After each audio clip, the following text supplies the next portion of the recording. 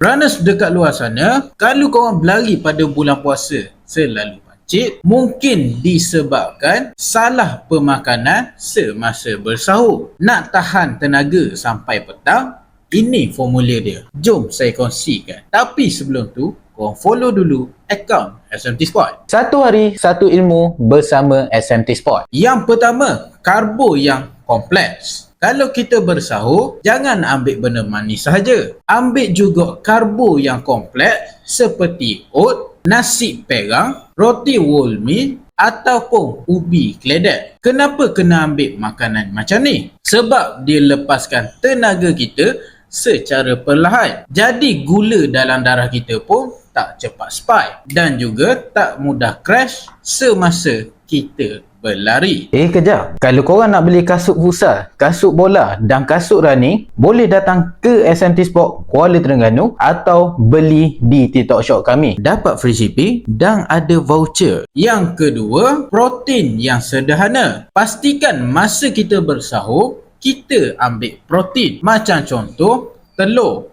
ayam grill ataupun yogurt. Protein ni akan bantu tahan lapar dengan lama dan kurangkan masa breakdown semasa bulan puasa. Tapi jangan over sangat ambil protein. Cukup ambil sederhana sahaja. Yang ketiga, elakkan dehidrasi dan kram. Ini yang paling ramai yang salah. Jangan makan terlalu masin atau bergoreng. Ambil pisang ataupun kurma sedikit untuk potasium dan minum air dengan cukup 2 hingga 3 gelas semasa bersahur. Kalau kurang air, memang berat nak berlari pada bulan puasa. Jadi kalau nak berlari pada bulan puasa tapi nak kekalkan prestasi kita, sahur kita kena betul. Kalau korang suka dengan video ni, korang boleh like, komen dan share kepada rakan-rakan korang.